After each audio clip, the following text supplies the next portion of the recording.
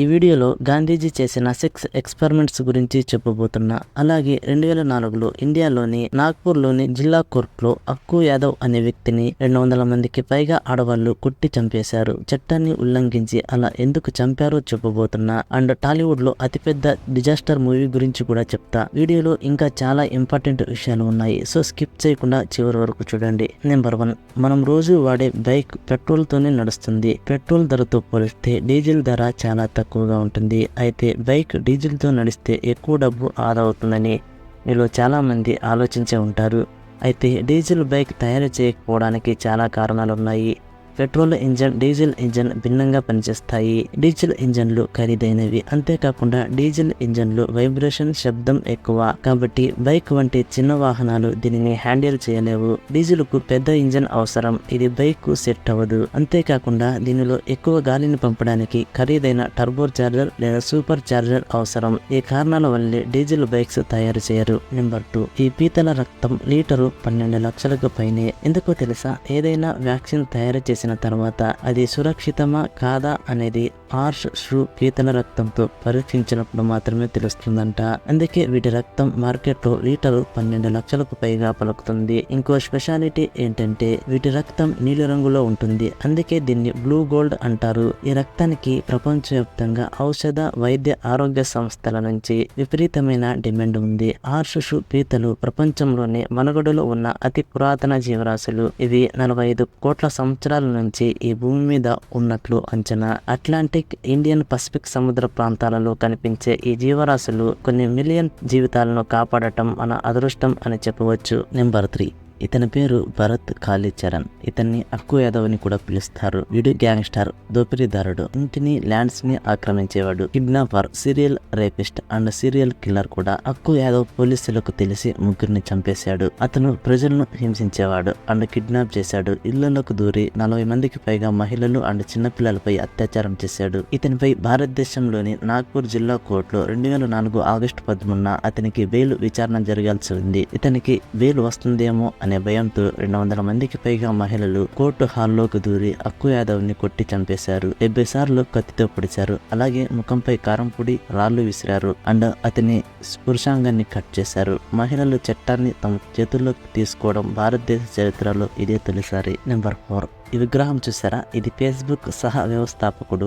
Mark Zuckerberg wife Priscilla చాన్ విగ్రహం. ఇది 7 అడుగుల హైట్ తో dramatic silver clock and vibrant green colour తో ప్రదర్శించబడింది. పురాతన రోమన్ కాలంలో తన జీవిత భాగస్వామిని గౌరవించాలి అని ఇలాంటి శిల్పాలను కట్టించేవారు. ఈ రోమన్ సాంప్రదాయాన్ని తిరిగి ప్రారంభించాలని జుకర్బర్గ్ తన భార్య విగ్రహాన్ని కట్టించాడు. నెంబర్ 5, మీ ఇంట్లో స్పైడర్ కనిపించింది అంటే దాన్ని చంపకండి. ఎందుకంటే ఎక్కడైనా ఒక స్పైడర్ ఉందంటే అక్కడ దాదాపు 50 నుంచి 100 వరకు ఉంటాయి. ఆ ఒక్కదాన్ని చంపడం వల్ల ఏ యూజ్ ఉండదు. ఇవి నార్మల్ గా అన్యూజ్డ్ ప్రదేశాల్లో నివసిస్తూ ఉంటాయి. ఇవి ఈగలు అండ్ దోమలు వంటి చిన్న చిన్న వాటిని పట్టుకోవడంలో బిజీగా ఉంటాయి. అంతేకాకుండా స్పైడర్స్ మనుషులను కాటు వేయడం చాలా అరుదు. కాబట్టి మీరు ఊహించని కాటు గురించి ఆందోళన చెందాల్సిన అవసరం లేదు. కొన్ని స్పైడర్స్ ఇంటి లోపల నివసించడానికి ఎంచుకున్నాయి. ఎందుకంటే అవి అక్కడ నివసించడానికి ఇష్టపడతాయి. నెంబర్ 6, మన దేశంలో అందరి మొబైల్ నంబర్లలో ఉండే సాధారణమైన విషయం ఏంటంటే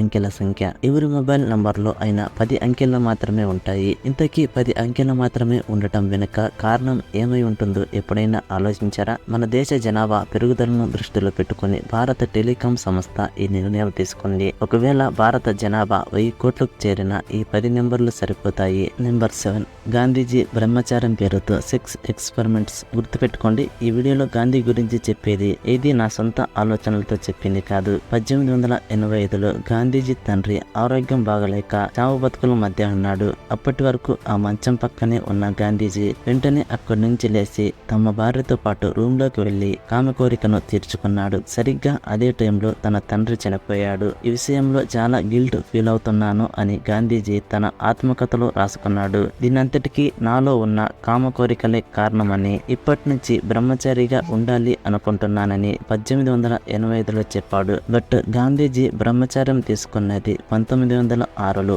ఈ మధ్య టైంలో ఆయన 2 పిల్లల్ని కూడా కన్నాడు. ఆ తర్వాత 1906లో ఈయన బ్రహ్మచార్యం తీసుకున్నాడు. ఈ బ్రహ్మచర్య ఆలోచనలతోనే ఆయన ఒక ఆశ్రమం కూడా పెట్టాడు. ఇక్కడే గాంధీజీ అమ్మాయిలు అబ్బాయిలు పిల్లల మీద సెక్సువల్ ఎక్స్పెరిమెంట్స్ చేసేవాడు. ఇక్కడ అమ్మాయిలు అబ్బాయిలు బట్టలు లేకుండా కలిసి స్నానం చేసేవారు. కొన్ని సార్లు బట్టలు కూడా లేకుండా అలానే పడుకునేవారు. కానీ ఎవరైనా సెక్సువల్ యాక్టివిటీస్ చేస్తే మాత్రం పనిష్మెంట్ ఉండేది. ఈ ఆశ్రమంలో భార్య భర్తలు ఉన్నా సరే వాళ్ళు కలవడానికి వీల్లేదు అని రూల్ ఉండేది. కానీ ఇక్కడ విచిత్రం ఏంటంటే ఆ రూల్స్ ఏవి గాంధీజీకి అప్లై అయ్యేవి కాదు. ఆశ్రమంలో గాంధీజీ చాలా సార్లు బట్టలు లేకుండా అమ్మాయిలతో ఒక్కడే పడుకునేవాడు. అమ్మాయిలతో కలిసి బట్టలు లేకుండా స్నానం చేసేవాడు. గాంధీజీ ఈ సెక్స్ ఎక్స్పెరిమెంట్స్ ని తన సొంత సెక్రటరీ చెల్లెలి అయిన సుశీల నాయర్ తో స్టార్ట్ చేశాడు. 33 ఏళ్ల సుశీల నాయర్ 77 ఏళ్ల గాంధీజీతో ఒకే మంచం మీద, అది కూడా బట్టలు లేకుండా పడుకునేది.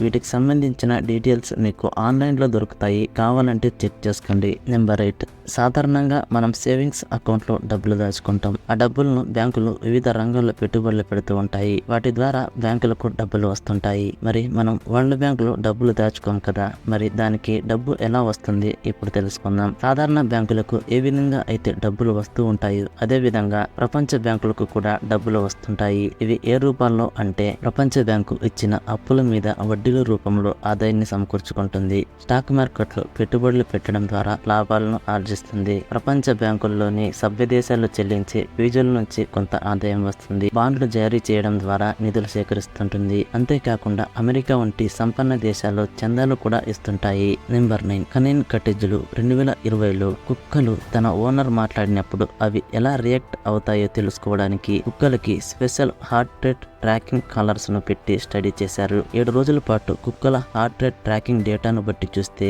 వాటి యావరేజ్ హార్ట్ రేట్ 67 BPM. కానీ కుక్క పిల్లలకు వాటి ఓనర్స్ ఐ లవ్ యూ అని చెప్పినప్పుడు వాటి హార్ట్ రేట్ 90 BPM వరకు పెరిగింది. ఇక కుక్కల్ని హగ్ చేసుకుంటే హార్ట్ రేట్ 67 BPM నుండి 52 BPM వరకు తగ్గింది. నెంబర్ 10. మామూలుగా ఒక మూవీకి బడ్జెట్ అనేది ఆ హీరో తాలూకు మార్కెట్ ను, డైరెక్టర్ తాలూకు క్రేజ్ ను దృష్టిలో పెట్టుకుని నిర్మాత బడ్జెట్ నిర్ణయిస్తాడు. ఒక్కసారి అనుకున్న దానికంటే కొంత ఎక్కువ పెట్టాల్సి వస్తుంది. సినిమాపై నమ్మకం ఉంటే కొంత ఎక్కువ పెట్టినా పెద్దగా ఇంపాక్ట్ చూపించదు. అయితే హీరో మార్కెట్ కు రెట్టింపు బడ్జెట్ పెడితే స్టోరీపై వివస్తమైన నమ్మకం ఉంటేనే పెట్టాలి. మరీ ముఖ్యంగా కరోనా లాంటి పాండమిక్ తర్వాత మూవీ బడ్జెట్ల విషయంలో ప్రొడ్యూసర్స్ ఆచితూచి అడుగులు వేస్తున్నారు. అలాంటిది ఒక ప్రొడ్యూసర్ మాత్రం హీరో మార్కెట్ కు మించి ఖర్చు పెట్టాడు. అక్కినేని నాగార్జున వారసుడు అఖిల్ ఇప్పటి వరకు సాలిడ్ హిట్ కొట్టింది లేదు. ఆ మధ్య మోస్ట్ ఎలిజిబుల్ బ్యాచులర్ కాస్త పర్వాలేదనిపించిన కమర్షియల్ గా ఆహా అనే రేంజ్ లో మాత్రం లాభాలు తీసుకురాలేదు.